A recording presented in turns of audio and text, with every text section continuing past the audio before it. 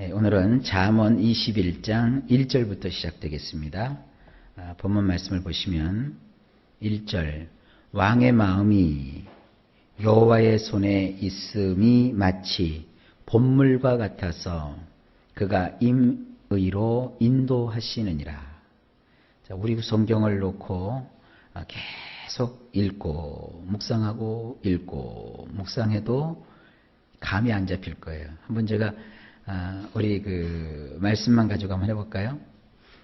왕의 마음이 여호와의 손에 있다. 근데 이것은 마치 봇물과 같다. 봇물이 이렇게 보에 물을 채워가지고 있단 말이에요. 그러니까 막 지금 터질 것 같은 그런 느낌을 갖게 되죠. 그런데 그가 임의로 인도하시는도다. 왕의 마음을 이렇게 갖고 있는 손에 잡고 있는 하나님이 하나님 마음대로 인도하신다. 이렇게 돼 있다고요. 그럼 도대체 이게 무슨 뜻이냔 말이에요. 하나님이 그냥 봇물을 탁 터뜨린다는 얘기인지 뭔지. 그래서 성경을 이게 겉보지 마시고 원전을 보면 다르게 돼 있어요. 한번 보실까요? 왕의 마음이 여호와의 손에 있을 때는 물들이 흐르는 수로와 같나니. 우리 성경에는 봇물이라고 번역을 했는데 원래 원문에 보면 물이 흐르는 그 물길이에요. 물길. 그러니까 왕의 마음이 여호와의 손에 있을 때는 물들이 흐르는 수로와 같나니 그분이 기뻐하시는 대로 모든 것을 그분이 곧게 뻗어나가게 하시느니라. 원문을 보면 이제 어떤 해석이 가능해요. 왕이요. 이런 마음을 가질 수도 있고 저런 마음을 가질 수도 있는데 일단 왕이 그 마음을 여호와께 두면 여호와의 손 위에 왕의 마음이 놓여 있으면 그러니까 왕이 해야 될 일은 뭡니까? 자기의 마음을 여호와께 두어야 되는 겁니다. 이 잠언은 왕인 아버지가 왕이 될 아들에게 지금 교훈하고 있는 거예요. 그래서 네가 장차 왕이 되면 네 마음을 여호와께 두어야 된다. 왜냐? 여호와의 손에 올려져 있으면 이것은 마치 물이 흐르는 수로와 같대요. 여러분 수로 아시죠? 이게 물길이란 말이에요. 그런데 하나님이 기뻐하시는 대로 모든 것을 그분이 그 수로를 통해서 쭉쭉 물이 흘러가도록 곧게 앞을 향하여 뻗어나가도록 하나님이 하신다는 겁니다. 우리 인생도 마찬가지예요. 내 마음 나도 어쩔 줄 모르면 안 돼요. 그러면 역사가 나타날 수 없습니다. 여러분의 마음을 다 해서 여러분의 마음을 하나님의 손에 올려놔야 돼요. 하나님의 손에 우리 마음을 올려놓는다는 건 뭡니까? 주님이 뜻하신 대로 우리를 사용할 수 있어야 됩니다. 목회를 해도 내 맘대로 막 계획을 세워놓고 하나님 이렇게 해주세요. 이렇게 해주세요. 내가 막 하나님을 이끌고 나가면 하나님께서 그렇게 기뻐하시겠어요? 하나님, 내 모든 목회는 주님의 손에 달렸습니다. 주님이 일하시옵소서. 주님이 행하시옵소서. 그러니까 주님을 앞장 세우는 거예요. 가정도 마찬가지고 사업도 마찬가지고 직장도 마찬가지고 세상 일도 마찬가지입니다. 자꾸 내 뜻을 세워놓고 하나님 내 뜻대로 움직여주세요 그러지 마시고 우리 마음을 여호와의 손에다가 온전히 드리는 거예요. 하나님을 의지합니다. 그러면 이제 그렇게 얘기하는 사람이 있죠. 아니 하나님을 의지하지 않는 사람이 어디 있습니까? 의지한다고 해놓고 나서도 실제로 보면 의지하지 않는단 말이에요. 예배도 내가 드리고 싶으면 드리고 싶지 않으면 안 드리고 말이에요. 봉사도 한다고 그랬다가 하다가 지치고 힘들면 아유 안 해버리고 그게 무슨 하나님께 드리는 겁니까? 하나님의 손에 우리가 드려놨으면 싫든 좋든 기쁘든 슬프든 또 수월하게 일이 되든 또 그것이 답답하게 막혔든 우리는 그런 것에 우리 마음이 요동치면 안 돼요. 마음이 요동치면 입술의 말이 달라지잖아요. 그래서 부정적인 말을 하고 말이죠. 이왕 할 거면 우리가 찬양하고 기뻐하고 즐거워하는 가운데 주님께 맡겨야 되잖아요. 그럴 때 일이 어떻게 되느냐? 수월하게 이루어지는 거예요. 하나님은 그 물이 말이죠. 물길 타고 흘러가니 옆으로 새지 않죠. 물길 따라 흘러가니까 얼마나 힘차게 물이 쫙 하고 앞을 향해서 물길 따라 뻗어나가겠냔 말이에요. 여러분 인생에 이렇게 쫙 인생이 뚫리는 역사가 여러분 삶 속에 있기를 원하면 하나님께 마음조차 다 그 손에 맡기세요. 그럼 하나님께서 이루시는 겁니다. 그 다음에 2절에 보면 사람의 행위가 자기 보기에는 모두 정직하여도 여호와는 마음을 감찰하시느니라. 자, 이것도 우리 성경을 놓고 보면 잘 해석이 안 돼요. 한번 생각해 보실까요? 사람의 행위가 자기 보기에는 모두 정직하여도, 그래, 사람의 행위가 자기가 볼 때는 모두 정직하여도 여호와는 마음을 감찰하시느니라. 이건 또 뭘까? 여호와는 마음을 감찰해?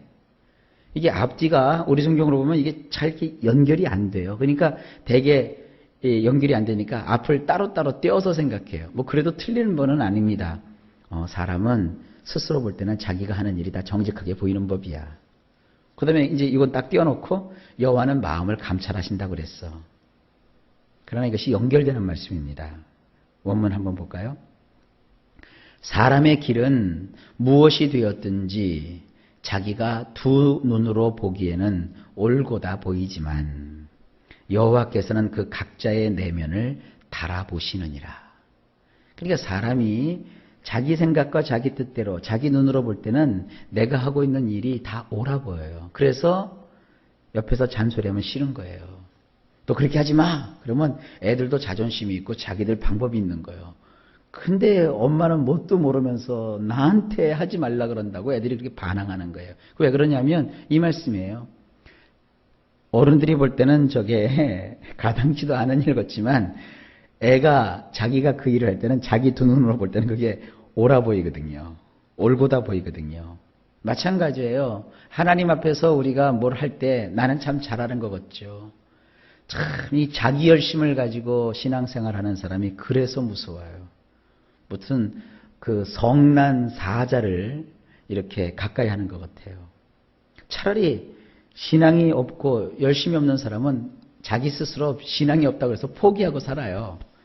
그래서 목사님이 모처럼 뭐를 얘기하면 그걸 그대로 예 알았습니다 하고 해요. 근데 이제 신앙에 열심히 있고 그냥 기도라도 좀 하고 막 이런 사람들은 자기 고집이 있어가지고요. 목사님이 뭘 얘기하면 목사님 나 아직 그 응답 안 받았습니다. 이러고 말이죠. 아예 조금 기도해보죠. 뭐 더. 어떻게 보면 목사보다 믿음이 더 좋아요. 세상에 어제 그 대전에 갔는데 화요일 날 대전에 이 목사님이 권사님들을 저녁에 소집을 시켰어요.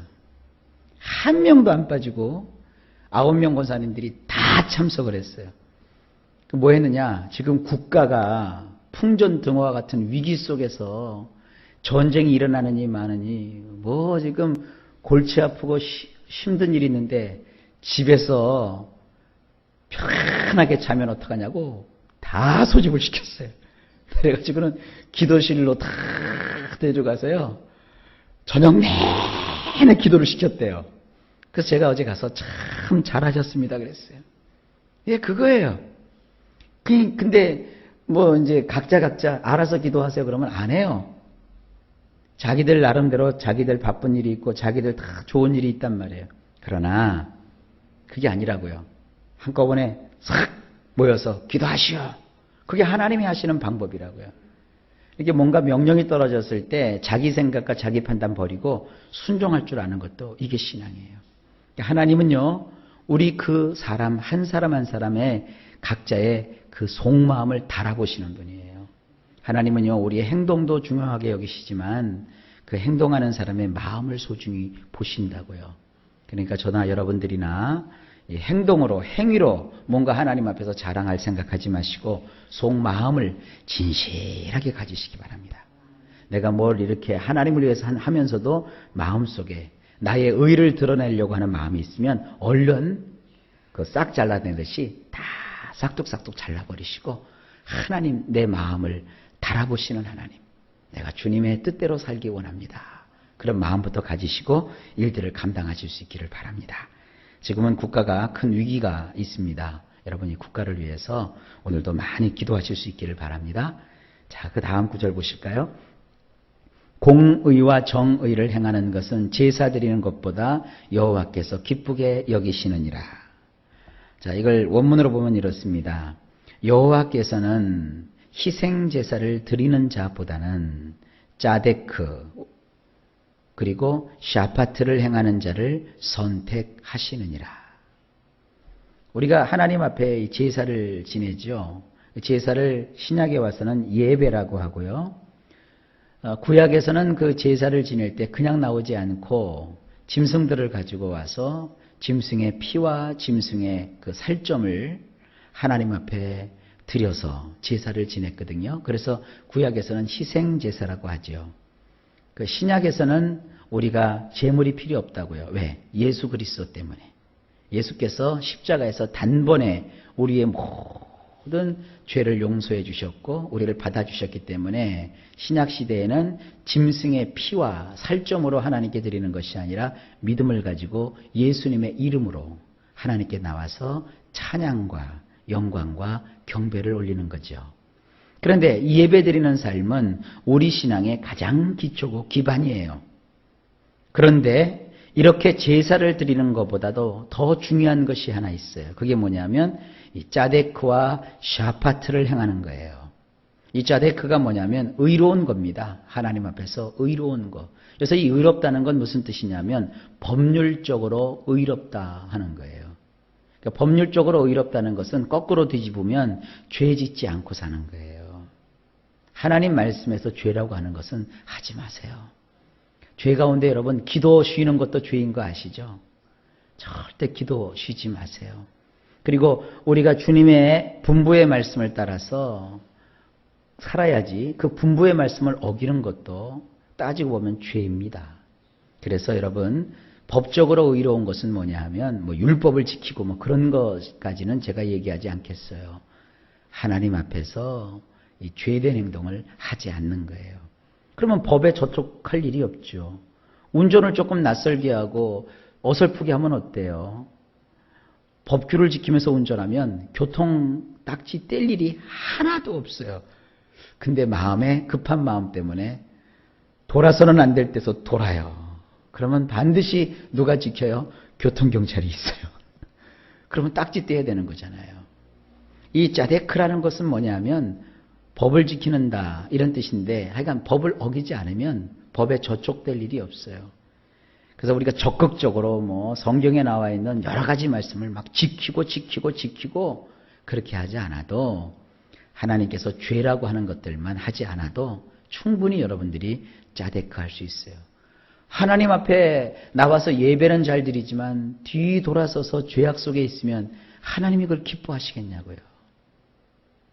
그 다음에 이 샤파트라는 말은 뭐 제가 굳이 설명 안 드려도 알겠죠. 모든 것을 균등되게 공평하게 법을 세우고 법을 따르고 그리고 하나님께서 정하신 그런 규칙에 따라서 우리가 무언가 일을 처리하는 공평되게 하는 이러한 그 샤파트를 행하는 자를 하나님이 선택하신대요.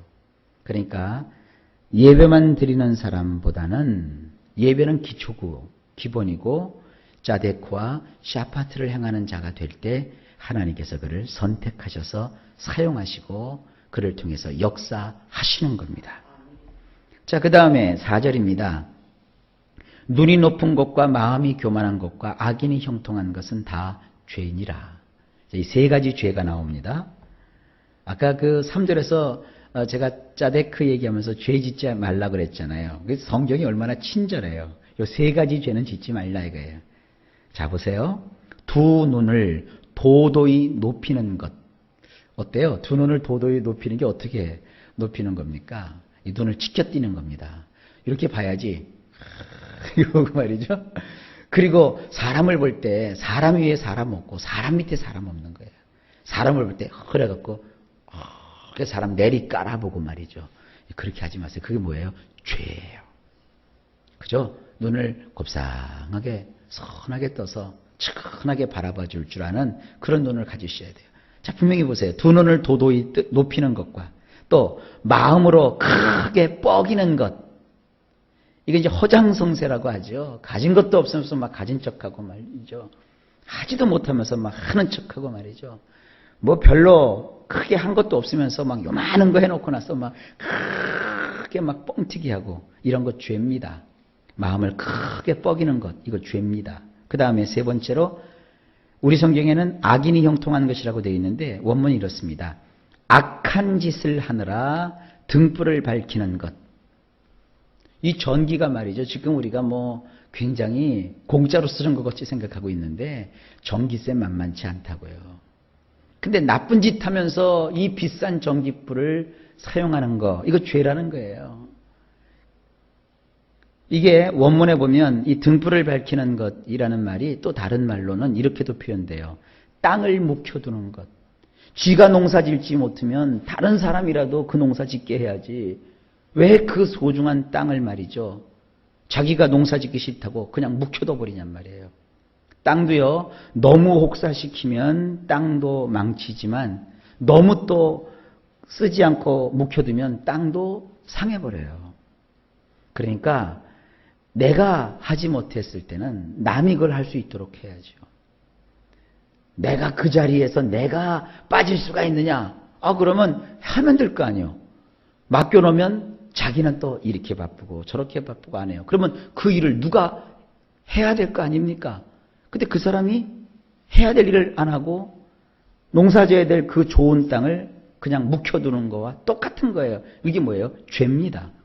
요 세 가지 오늘 잘 아세요? 하나는 눈을 높이 도도히 뜨는 것, 이거 죄입니다. 괜히 마음을 크게 해갖고 뻐기는 거, 허장성세를 부리는 거, 이거 죄입니다.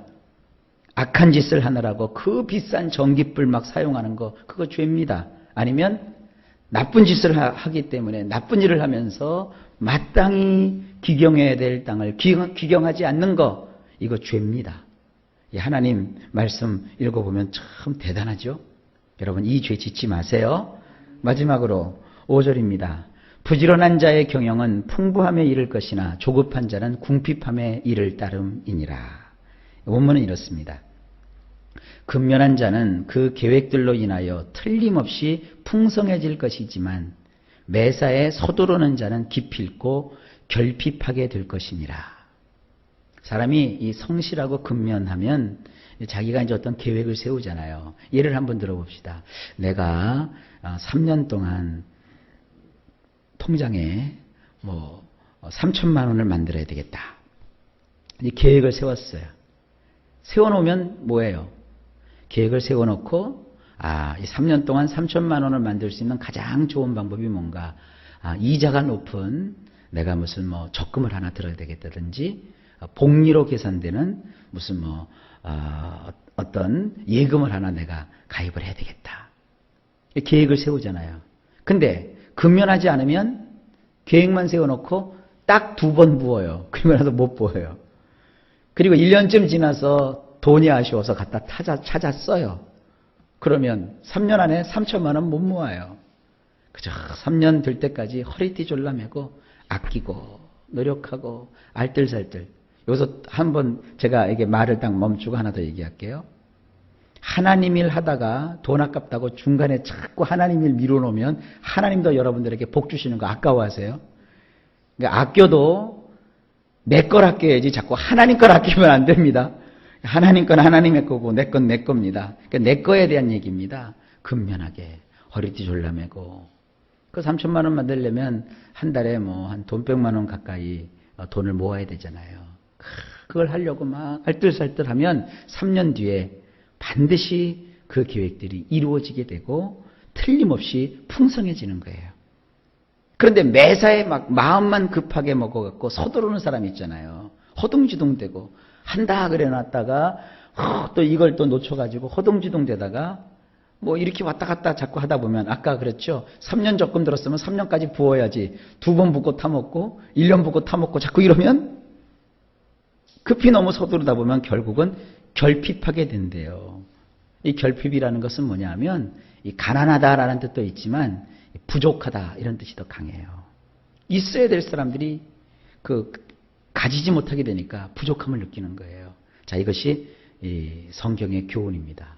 이 지혜를 여러분 잘 깨달으셔서 될 수 있으면 여기 서두르는 자가 되기보다는 근면한 자가 되셔서 계획들이 이루어지고 또 풍성한 축복을 받으시기를 예수님의 이름으로 축복합니다. 자, 오늘도 하루가 시작되었습니다. 일마다 때마다 주께서 여러분에게 평강을 주시고 만사가 형통하시기를 예수님의 이름으로 축원합니다.